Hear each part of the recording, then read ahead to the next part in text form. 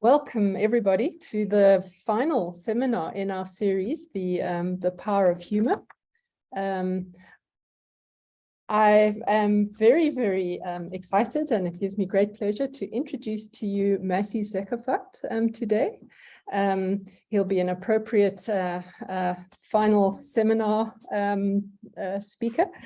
He was an Alexander von Humboldt Foundation Fellow at Europa-Universität in Germany, but will be moving, very excitingly, to the University of Groningen in December. He works with Professor Tabea Scheel, who we heard from earlier in the seminar series on humour and its relationship to work. They have co-authored a monograph on employing humour and satire as a strategy in environmental communication and advocacy. This was just submitted last week, so this is on, almost hot into the press. And we're very interested in hearing about this today and to see how it applies to the South African situation. So with that brief introduction, Massih, over to you. Thank you very much. Great to be here. I'll quickly share my screen.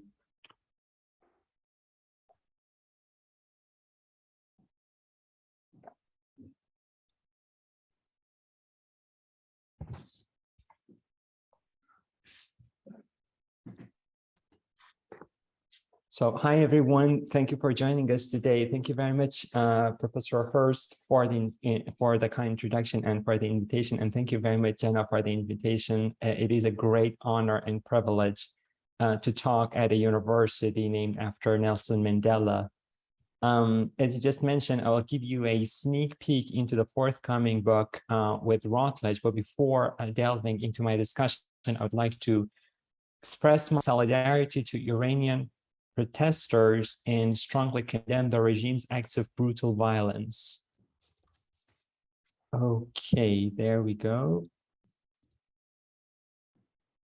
Okay, my PowerPoint is acting a bit weirdly. I hope you can see everything and everything is okay. Why did we write the book? The problem we are trying to address in the book is that scientific inquiries are not enough for communicating environmental problems to citizens, to organizations, and to policymakers. Besides scientific inquiry, any attempt that hopes to make meaningful ecological interventions must effectively communicate the findings to the public and policymakers, and of course, organizations and corporations, which inevitably encompasses imagination as well as cultural, aesthetic, visceral, experiential, and emotional dimensions. So far, environmental messaging have been replete with apocalyptic and somber environmental messages that primarily rely on fear and guilt. There are two drawbacks. There are two primary drawbacks with this approach. The first one is that a constant diet of guilt and fear is depressing, to say the least.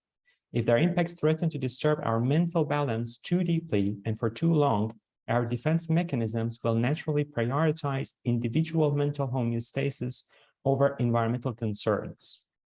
It is only natural, therefore, to expect fear and guilt-inducing environmental concerns to be psychologically repressed in order to secure personal psychological homeostasis. And the second reason is that apocalyptic environmental messages often tend to hold individuals responsible. Therefore, the sense of fear and guilt they incite are usually personal. I feel guilty because animals have to suffer and lay their lives in order to provide meat for my diet. In satiric and humorous ridicule and shaming, on the contrary, the intersubjective and social aspects of affect are emphasized. This can lessen disproportionate pressure on the individual and at the same time foreground social responsibility and the significance of collective action. So to propose an alternative to fear-inducing environmental messaging, we believe that humor and satire can be instrumental in proposing a novel strategy towards environmental campaigning.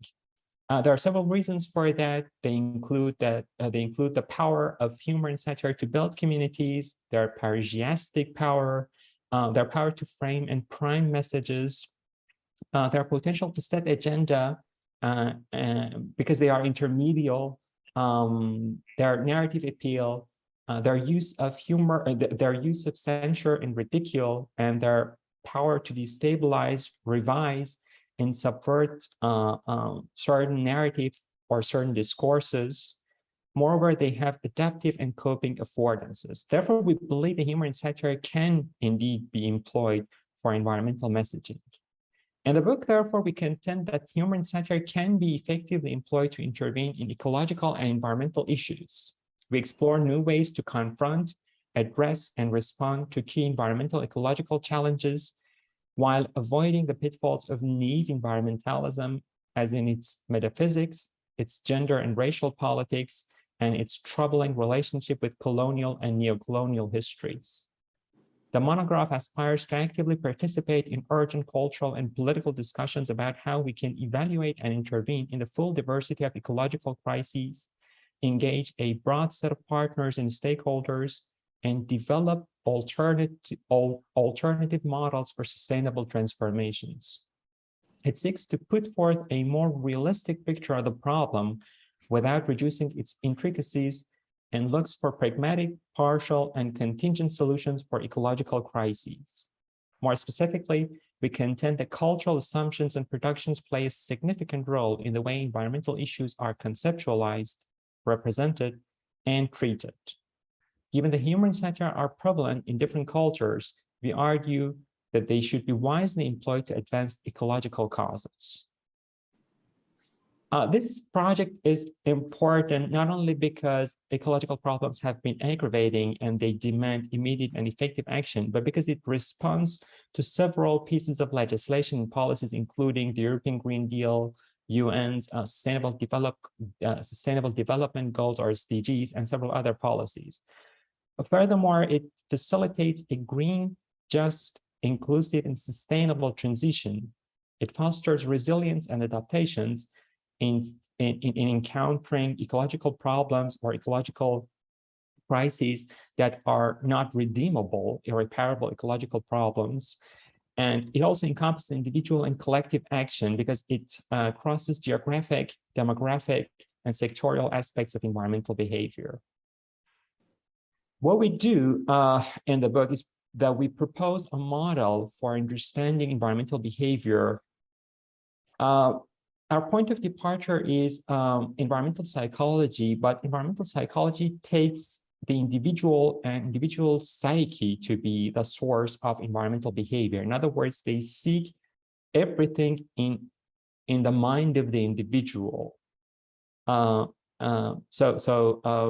Individuals at the center of the attention, which means that it is inevitably anthropocentric, and it is reductive at the same time because it ignores the societal and ecospheric determinants of environmental behavior. So what we do is to locate the individual within the society and ecosphere at the same time. This will provide an opportunity to better understand the complexity of environmental behavior. So instead of just focusing on the attitudes or behavior or belief or intentions, we also mention societal factors, including the economy, politics, and culture, as well as the ecospheric aspects of environmental behavior. I don't think I'll have time to go into the model in detail, but I will just focus on one module or one part of the model, that being the societal model that encompasses economy, politics, and culture. There are very many factors or determinants of behavior that are related to the society or to these three domains. We've tried to categorize them under 11 clusters. 5 clusters somewhat relate to identity. So we have cultural identity and memory, gender identity, place and belonging, including colonial, post-colonial, asylum seeker, internation, several other categories under this cluster. Then we have racial and ethnic identity, and finally, religious identity. And then there are 6 more axes, including the socioeconomic status, corporeality, regulatory systems like juridical systems, shame cultures, guilt cultures, and fear cultures, a political system, a political persuasion lifestyle. So these are some of the behavioral determinants that environmental psychology has ignored so far. In order to show that, in order to show the potentials of the model, or more specifically, the explanatory potentials of the model, we take a couple of textual, pictorial, and multimedial popular cultural productions and analyze them. These include the comedy show The Simpsons, late night show Last Week Tonight with John Oliver, which airs on HBO, and a couple of cartoons, a corpus of cartoons, mostly drawn from New Yorker, but also from independent cartoonists. Another chapter, we try to provide methodological discussions about the intricacies of measuring the impact of humor and satire on the environment, environmental messaging. So we provide different tools. Well, we start with discussing methodological subtleties involved in empirical research, and then we provide instruments to measure empirically measure the environmental impact of humor and satire. I have chosen an example here. This is not from the book, actually. This is from the South African context, and I do not know enough, I should say, from that about the South African situation. So this is just an exercise I'm practicing here with you, and I hope to learn something here. So I have chosen a short video. It's about 5 minutes about energy in South Africa. We'll watch that together. I'll try to draw your attention to the factors in this model that are at work in this video, and then hopefully you'll be able to give me more advice than that. So hopefully this will play and you can hear. I will. This is a special message from the South African government. Are you a fossil fuel company who's sick and tired of being told to feel bad about climate change? Tired of dirty hippies protesting on your street? And boring scientists getting in the way with their annoying facts? The South African Department of Mineral Resources and Energy welcomes you to South Africa. Hi, I'm Massih with a message from the South African government. I'm here to tell you about an exciting investment opportunity. South Africa's fossil fuel investment climate is so hot right now. We have literally rigged things in your favor at a huge expense to our citizens, but huge gains for you. Don't worry about us going all new age sustainable on you. Thanks to our visionary leader, Minister Gwede Mantashe, the Department of Mineral Resources and Energy has successfully f***ed up renewable energy. At that time, we took over 80,000 solar geysers and stuck them where the sun don't shine. While Vietnam built 6 coal power plants worth of solar energy, last year alone, we haven't added a single new renewable energy project since 2015. That's 6 years ago, if you can't count. We've done Dololo, Foko, Mix, nothing. Now, I know you're hesitant. There are so many rules and regulations to save the planet. But we care more about your private jet. Say goodbye to community buy-in and hello to cashing out. We won't let those whiners get in the way with their ancestral grave sites and need for clean water. Introducing the revolutionary new land extractor product from the brand who brought you State Capture. We've got a 3-step plan to make sure you're covered. 1, with everyone distracted by the pandemic, we quietly changed the law to strip communities of their rights. 2, we're busing people to vote in favor of your company. All those people who have been bussed, they were being told to fill their names under our own villages. And 3, we lock up human rights lawyers and deploy a minister to the scene. Simply insert the land extractor and watch how easily community leaders magically disappear. And if there are any hiccups, simply upgrade to our platinum package for guaranteed results. It couldn't be easier. The results, flawless land expropriation every time. to the rich, of course. Come to the country still planning to build new coal power stations, even though the banks won't finance them and the courts block them. We'll get your project started with a bang. Just remember, Nelson Mandela said it. It always seems impossible until it's done. But you shouldn't have too much trouble here. The simple truth is, South African people don't really care about climate change. They're too busy worrying about wildfires, droughts, dirty air, and getting cancer. The massive explosion caused a large fire. They're giving us their cancer, they're giving us all their sicknesses. Come to a country so in love with coal, it's literally everywhere. Activated charcoal, my favorite flavor. The rest of the world might have dirty coal, but here in Mzansi, our coal is cleaner coal. Because we spin a fairy tale story about how we can capture coal pollution. And here in South Africa, we're masters at capturing. And get this, people believe it, like they believe our excuses about load shedding. Even though renewable energy could have solved the problem like this. So don't delay.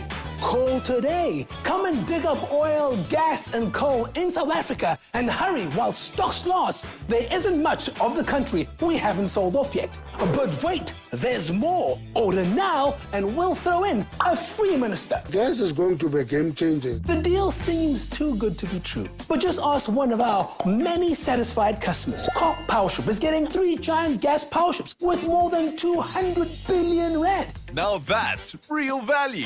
It's not like South Africans would take part in a nationwide protest on the 22nd of September, holding us accountable. Accountable. What a funny word. They certainly won't notice the hashtag #UprootsTheDMRE on Twitter. And they are definitely not going to share this video. Never. South Africa, alive with possibilities for fossil fuel companies.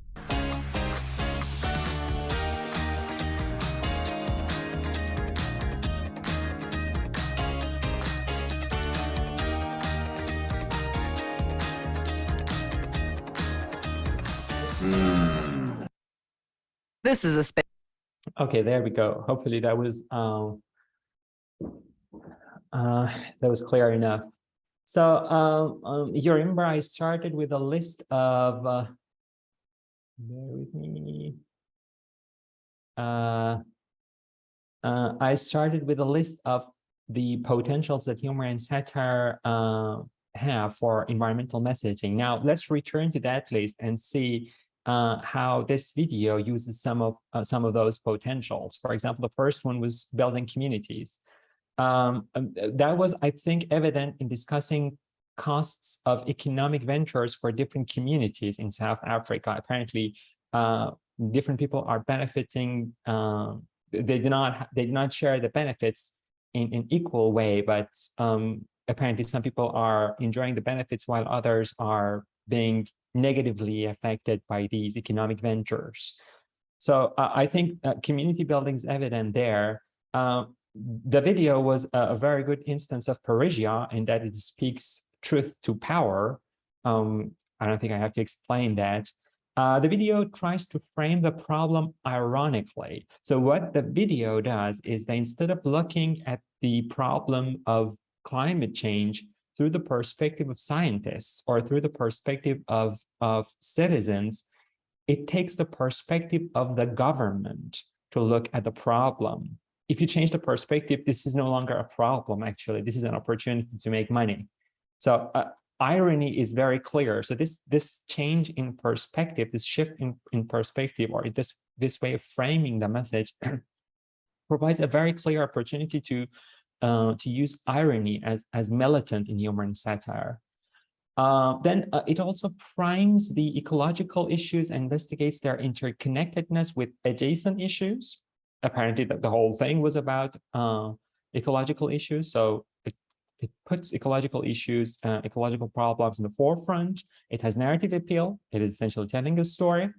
It effectively, I guess, uses humor, uses censure and ridicule, especially against politicians and policymakers. And tries to destabilize the official narrative and discourse and strives to substitute a reformative one instead. And this is again partly possible because of using irony. So several of these potentials are or seem to be at work in this video. And then again, if you go back to, this is a part of the model. I do not have the whole model because that will take a very long time. But if you take a look at the model, these are 6 of the factors. You remember we had 11 clusters, 5 of them were identities, and then 6 were other axes. These are those 6 axes, and you can see again how they relate to behavior or how they can determine behavior. And several of them again were at work in this video. The regulatory system was foregrounded in talking about courts, court cases, how the government uses or abuses or manipulates the state of disaster, and how they lock up human rights lawyers. So the regulatory system, juridical system was apparently emphasized as a determinant of environmental behavior. Then there was the political system. Well, the video is about corruption. It is about national undemocratic revolution. It is about state capture. So apparently, the political system plays a very great part in the environmental behavior, not only of corporations, but also of citizens. That was also foregrounded. The socioeconomic status was also apparent, I guess. Corporations are being satirized here. And a quotation I'm quoting here, quote, flawless land expropriation to the rich, of course, end of quote. So apparently socioeconomic status or socioeconomic situation is also a significant determinant of environmental behavior that the video underlines. Corporeality was very clear in discussing health issues. For example, when the need for clean water comes up, or when a man, when the reporter or the anchor first talks about health issues, and then a man complains about cancer. So at least 4 of these 6 axes are at work. I am not sure. This is again because I do not know enough about, or I barely know anything about South African situation. If lifestyle and political persuasion also played anything in this video, I think we can, I look forward to your insights after the discussion. Probably that would be easier to do it even when I stop sharing. So let me finish and then we'll get back to you. So these 6 axes were there, 4 of them at least were there, 2 of them I'm not sure, lifestyle and political persuasion. Then again, these are the 5 identities that we had, like racial identity, place, cultural identity, religious identity, and gender identity. And the political system, one of the 6 axes that we discussed above, can determine these identities and then subsequently determine behavior. Identity was prominent in this video, I assume, because the word community, community building, community leaders recur several times. Place and belonging was also very important. Remember that people were bused into our village. People were transported in a bus to change the results of an election or a poll or something. So the sense of place and belonging also was discussed as a determinant of environmental behavior. Cultural identity was very important. Again, I'm sure you have noticed the mentioning of ancestral grave sites. So the cultural identity of the people also determines their environmental behavior. And eventually gender identity was important because, well, the activist that is explaining the situation is a woman. And again, when another figure appears on the screen when he's complaining about health problems, that is a man, a white man with a beard. So the gender disparity or gender roles are also clearly there. The same dynamics can be witnessed in the relationship between socioeconomic status and these 5 different identities. Apparently, your affiliation with one or any of these identities can determine your access to wealth, to material wealth, and that can determine your socioeconomic status, which in its turn can determine your behavior. So if you belong to, for example, a certain gender, if you are a woman, say, for example, you have less access to material wealth, or you can earn less as compared to your male colleagues, which determines your socioeconomic status. Your socioeconomic status determines your behavior. At the same time, gender directly determines pro-environmental or environmental behavior. Several of these identities were at work, again, because I do not know enough about the South African situation. I do not dare to mention which one, but I guess several of them were at work as a determinant of the socioeconomic status of people and communities. And finally, I would like to close with a cartoon by a young, talented Indian artist, Mr. Chakrabarti. This is what was also kind of integrated in the invitation to this session.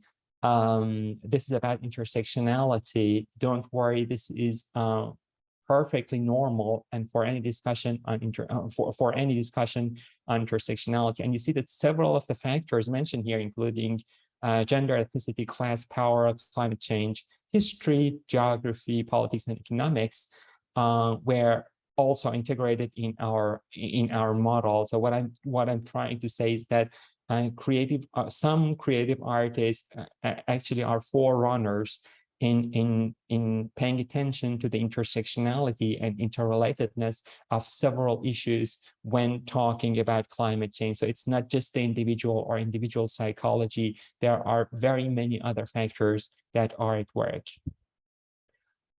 Thank you very much for listening to me, and I look forward to our discussion.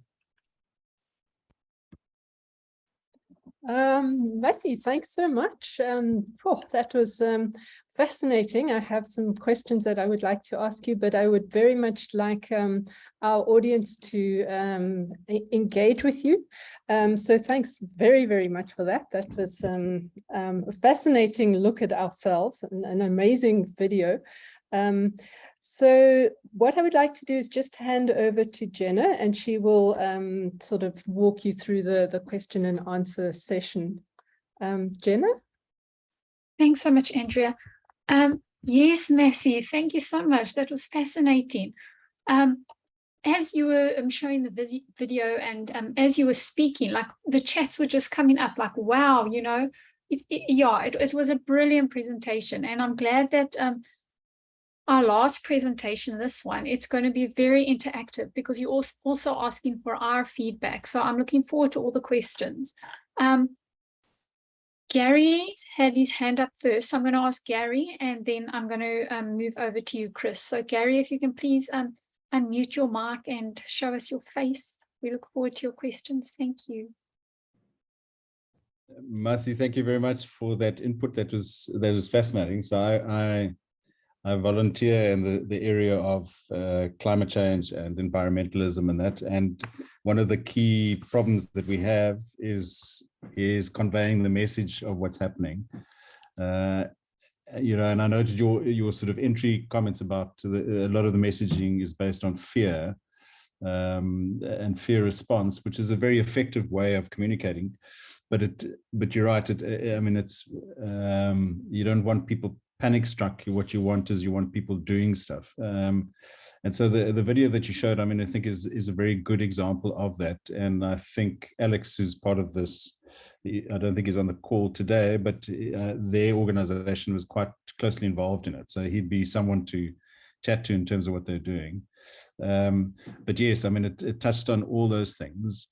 What I was just wondering about, though, is just in terms of the focus of the humor and the satire, the video that you show works well because it targets the Minister of Minerals and Energy and the corporates that are behind that, you know, so that works well. But I don't know that if you focused on climate change as the joke,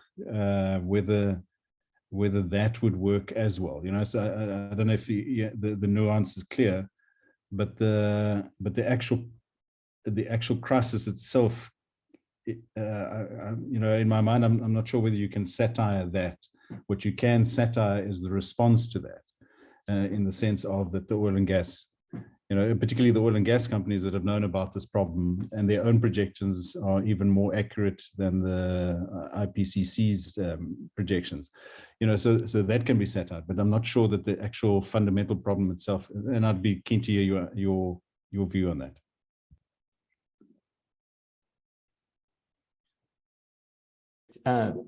Thank you very much, Gary, for the brilliant question, and thank you for your comments. So the first thing is that I mentioned just 2 reasons why fear is not optimal always as a strategy to communicate environmental messages. There are other reasons as well. If you bombard people with a fear, the result would eventually be eco-anxiety. They will be overwhelmed, and if you are overwhelmed, it is less likely for you to try to change things because you think that the situation is desperate, rather than being active. So if you depict a picture that everything is bleak and you're doomed, then what is the point of trying to change things? So this is another. There are several reasons, and this is one of them. So there should always be a balance. Fear is not enough to imbue everyone for action, because it might, as one, lead to eco-anxiety. So that's for that. And yes, exactly, this is true. What we argue in the book is that there are several factors that determine the effectiveness of environmental messaging. These include the content of the message, the medium the message uses. Is it just verbal, textual, multimedia? The outlet. So if you, for example, want to reach out to younger generations, you probably would do better if you use TikTok or Instagram.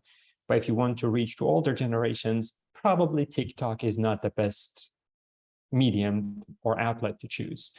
The humorist is also very important. So if you have established figures in humor, I mean, I guess, again, correct me if I'm wrong, but if Trevor Noah, for example, says something in Africa, that would probably be pretty much credible, because I assume that he has a relatively great influence and impact in South Africa.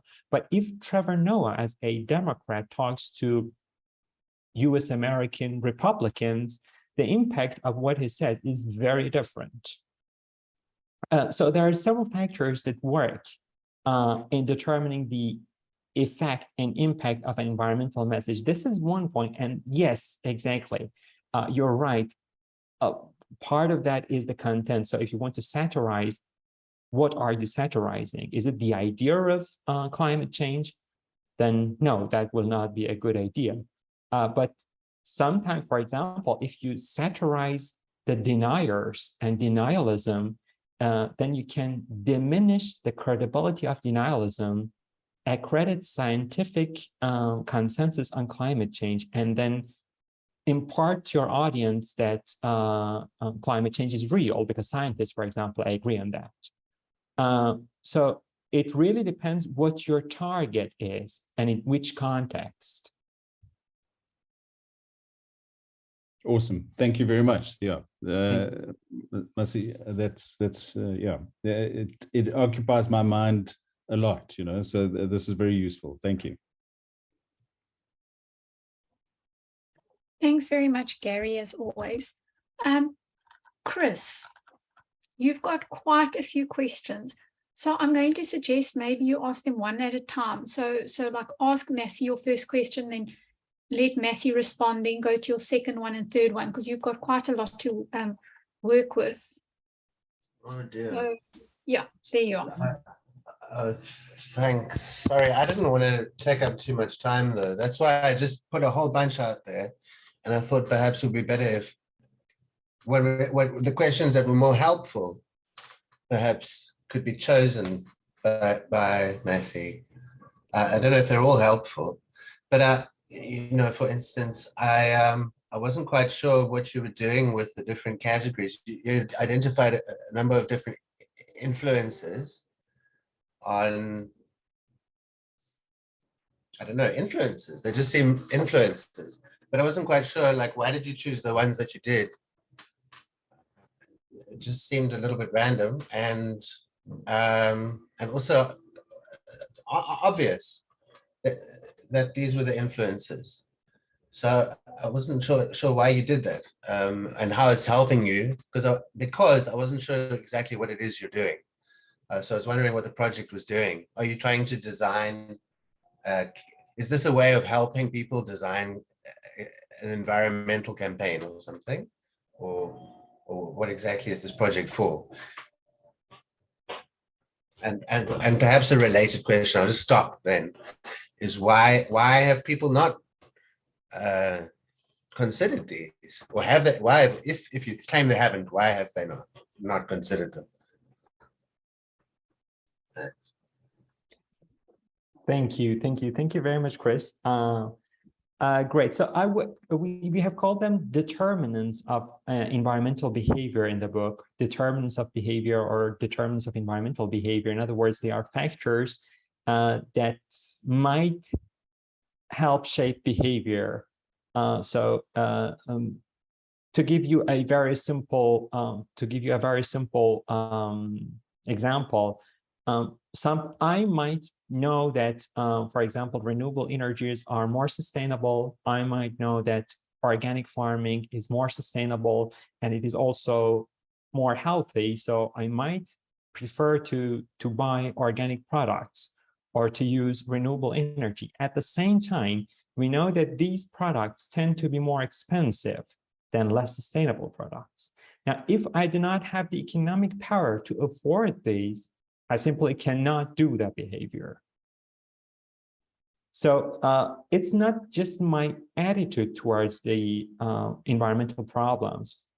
It is not just my beliefs. It is not just my intentions. These are the factors that environmental psychology emphasizes, but also external factors, external determinants that might determine my behavior.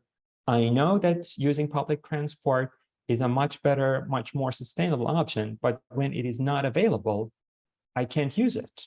Even if I have the attitude, I have the belief, I have the intention, but these cannot be translated into action. So one of the things that environmental psychology, mainly there are 4 or 5 major theories in environmental psychology, and they all focus on the psychological aspects of behavior, putting the individual in the center.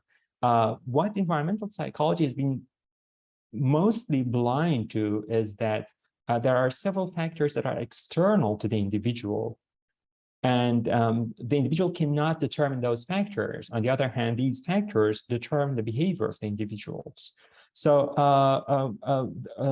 we have put these factors, partly coming from psychology and partly coming from the society and from the ecosphere, into a large comprehensive model to better explain and understand environmental behavior in human beings. So this is the list is not really a random list. This is the result of a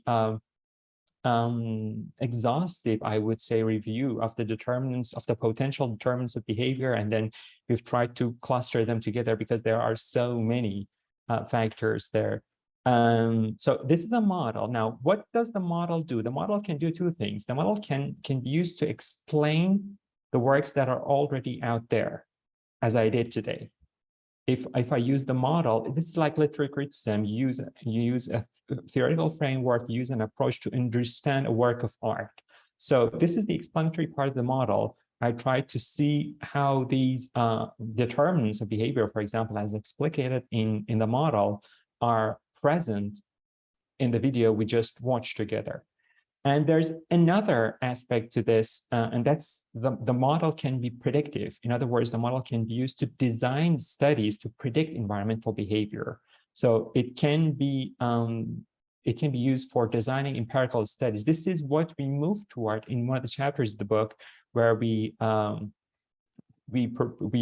discuss several methodological subtleties, and then we move on to discuss several measures that might be used to measure, like in numbers, measure humor, measure attitude. measure several aspects of these determinants of environmental behavior. It can apparently be used for the purpose of tailoring messages to specific audiences. So if you're organizing an environmental campaign, or if you're if you're responsible for environmental messaging or something, apparently this can also help these people. This can the model, for example, can help PR to reach out to first identify the problem, then identify the target group that should do something to address that problem, and then target the message to that specific audience. So if you are, for example, trying to tackle the use of plastic bags in a small town like Flensburg, where we are based, you probably know that, well, this is the problem. So use of plastic bags, not reusable. And then you probably know that a specific community uses them more than others. Refugees and asylum seekers use them more than, for example, German citizens. And when you have the target audience, you know who to target and how to target. Many of them do not speak German, so probably German is not the best language to reach out to them. Most of them do their grocery shopping at specific shops in the city, so they could be better options than to go, for example, to other shops or any other outlet store or anything. So the model is comprehensive enough to encompass all these and to lay out a plan how you can maximize the impact of your environmental intervention by considering all potential determinants of behavior. I hope that answered your question.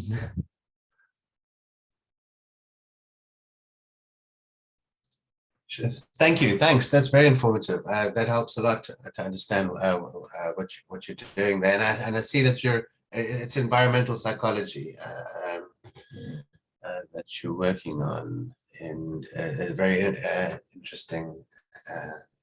Anyway, I don't want to take up too much time. I have other questions there, but I'll leave it for others to go in there. Thanks so much, Chris. What I'm going to do is we've got two other questions, and then if there's time left over at the end, then I'll call on you and you can ask the rest of your questions, okay? Yeah, thanks. Rachel, it's nice to see you again. Can you put your screen on and unmute yourself? Yes. Sorry, I migrated to my kitchen. Yeah, I just was quite struck by the cartoon. Well, both of the things I found humorous. So this is more just like a reflection on the where the humor lies, which may be a bit basic, but maybe a starting point for discussion. But the first one, I was kind of interesting. Sorry, I'm going a bit off script now, but I was kind of interested in like where it came from, because I might be wrong, but it struck me as like not a very South African kind of style of humor, but that may just be me. But nevertheless, like I found it funny and effective. It just struck me as quite like something you would see on John Oliver or something like that, not necessarily something that I'm used to seeing generated here in this context. So that was kind of interesting. And then with the cartoon, the way everybody's sort of getting entangled in those red webs, the meaning that I first saw in it was how sometimes people use intersectionality as a way to understand that things are irreducibly complex, that your identity isn't one thing or the other, but then it kind of becomes like flattened into this very like tangled. Whereas my understanding of intersectionality is it's a lens specifically designed to look at the people who are experiencing multiple overlapping oppressions. So it should actually bring clarity to a situation where sometimes it's sort of the way it's applied becomes this kind of thing that stops analysis rather than enabling it. And I wondered if that was the meaning that you saw in the cartoon or if it was intentional. Great, thank you. Thank you very much for the questions. So again, I'm not qualified to talk about the style of humor, sense of humor in South Africa. So I would very much invite everyone to have their suggestions here. But what I'm aware of is that I don't know if you're aware of that or not. There is a group called Juice Media in Australia, and they run several ads. One of them is it's an ad series. It's called Honest Government Ads. Oh, yeah. This is the type of ad they use. I think that the style is very much like Honest Government Ads in Australia, but how far that could be effective in the context of South Africa, I'm afraid I can't tell. Interesting, yeah. And yes, well, the reading of the cartoon or the reading of any cultural art is partly determined by the perspective you take to that, and by how you interact with that, by the background you bring, by the experience that you bring into the work of art. So I would not say there is a single correct or incorrect interpretation or understanding of any work of art, including that cartoon, but I totally understand what you say. So still, I would like to emphasize that something that is complex is not necessarily unclear. Yes, it is way more complicated to analyze, and apparently it is more opaque when it is complex, but it doesn't mean that you cannot untangle that web. It is tangled because it is complex, but it doesn't mean that there's no way of finding your way in that matrix. I just wondered why, like maybe a bit like the previous question, what was the what did you see in the cartoon, and what do you hope that the cartoon like engenders in others? I was kind of interested in, I didn't understand really the perspective that you were approaching the cartoon from. I just got what I got from it. Is it an example of how humor is used in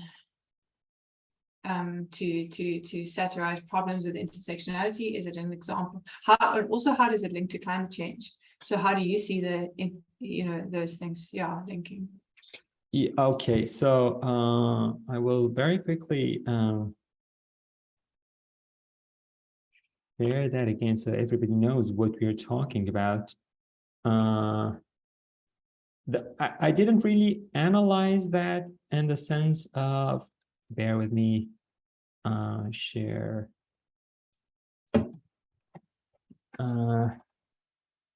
So I didn't really analyze that. We do analyze that briefly in the book, but I did not analyze this. My point here is that this is a pictorial depiction of our attempt in the book in putting together a novel model for understanding environmental behavior. So the basic argument there is that it is not just the individual. There are several other factors that environmental psychology has ignored. And this cartoon, and then the climate change is also one of the threats. Okay. And the title is also Climate Change and Intersectionality, the title of the cartoon. Right. Okay, thanks. That makes a lot of sense. That's really helpful. My pleasure.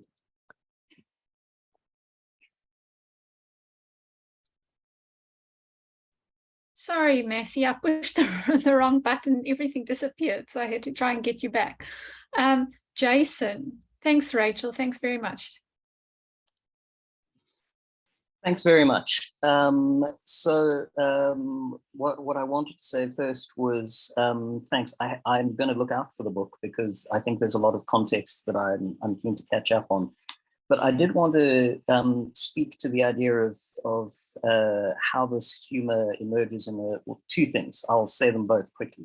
The one is, what strikes me immediately as what's useful about humor in this context is that it's a social problem which is defined by the incongruity of our lack of response. And that's something that humor is well suited to pointing to, and satire is aimed directly at, is the ongoing incongruity between the scale of the problem and the response to it. So I can see where satire in particular is a good fit here. And this is what Amitav Ghosh calls the great derangement, just our epochal failure to respond. And what I wanted to say to answer your question about how this relates to South African humor is I actually think there's a fairly strong tradition in South Africa of satire aiming at precisely that kind of incongruity. And this has developed, it was present in apartheid, in satire's satirical responses to apartheid. It developed through the early years of democracy with the government's lack of response to HIV.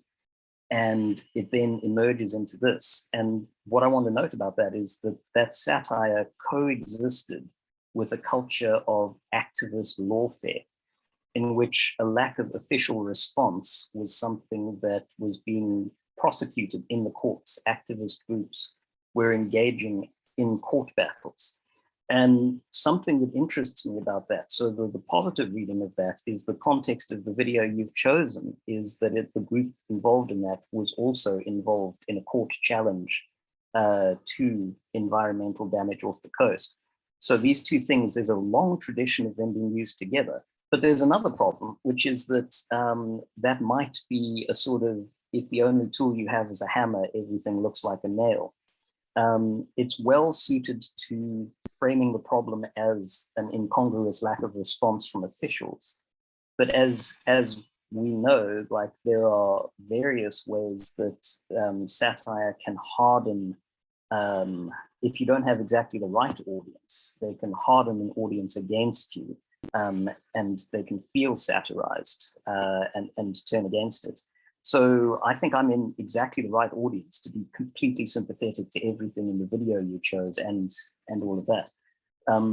So I just want to note, I see the effect of what you're pointing to. And in the South African context, my major worry is that we actually have a history of using satire and legal challenge because they're both suited to this particular kind of problem.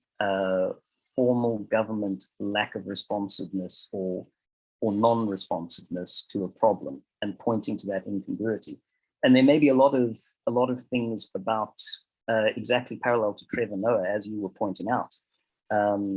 If you get the wrong audience, this is a turnoff. This hardens the attitude toward it. So there's a real appeal to what's going on, and I can see a connection there. But I suppose I'm just kind of pulling the thread of what you said and some of what Chris raised, that this can also, it may be that we need a more fine-grained nuance to explain under what circumstances it's the apt response. But thank you, that was very illuminating. Thank you very much. So I totally cannot agree more than this. I totally agree with you. And what we do in the book is actually this. So we try to we try to lay out all the factors that might work to determine environmental behavior, both at individual and collective levels, and then see how satire and humor can intervene in these in this entangled web of connections. So this is way more complex than I tried to summarize today. I totally agree with that. I should emphasize two things. First of all, when you say that I'm not again aware of the South African context and history that much, but when you say that in the context of South Africa, satire and legal issues have been going alongside each other in order to chastise politicians and their lack of action or inaction or wrong decisions, are you implying the satire has not been used for the same purpose to attack, but to attack a different group, more specifically to attack organizations, not politicians, or corporations, as we saw in for example, Shell and other organizations, or even citizens for the same reason? So yet, politicians might not do what they're supposed to do, and then you satirize them. Can't you do the same thing with different groups of people, with citizens, corporations, and organizations? So I think exactly what you're saying. In this case, the corporate response was part of it. So I think, and you've hit on a clearer way to say that. There's a trope of response of this particular strategy being used in response to policymakers. And it may not be as apt a tool. And I suppose what I'm saying is in South Africa, we may be so familiar with framing the problem as policymakers need to be shamed or legally challenged until policy changes. And to be honest, that has worked. And HIV policy is an instance of that, where it was a decade-long campaign of both legal challenge in the courts and satire, constantly pointing out the incongruity of the effect.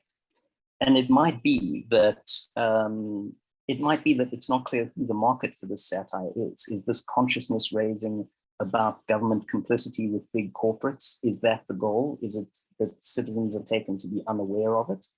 If so, maybe that's effective. But I suppose my main concern is I think that's very effective because it looks effective to me, but it's also familiar from those earlier tropes. And I think you raise an important set of questions where we've got this kind of range of goals that different satiric strategies may or may not be appropriate to. And I'll shut up in a second, but it made me think of George Marshall's book, Don't Even Think About It, which is specifically about the challenges of environmental messaging. And he points out how often people in environmental communications confidently feel that they've got a message that's really biting, and it absolutely alienates a significant constituency that are just opposed to it. And one of the strategies he points to is the need for more positive messaging, a move away from fear-mongering, and an insistence on community building. So it interested me. That book, George Marshall's book, I thought was very interesting. And I thought that I'll shut up by saying, you pointed to many of the same key factors for breaking through a kind of apathy about communication that comes from a less humorously inflected thing. So that's very useful. Thank you, great. And one more point quickly, I would like to mention that satire, I mean, yes, I am arguing that humor and satire can be employed to advocate critical environmentalism, but this does not mean that humor and satire are exclusive tools at the right of progressives or left-wing thinkers. No, everyone has as much access to satire and humor as everyone else, right and left, progressives and conservatives. It doesn't mean that they do not serve just an exclusive purpose. If you employ them wisely, then they can serve your purpose. Well, hopefully that purpose is a positive purpose, a good purpose, a moral purpose. But several politicians, for example, right-wing politicians, also use humor for a very different impact.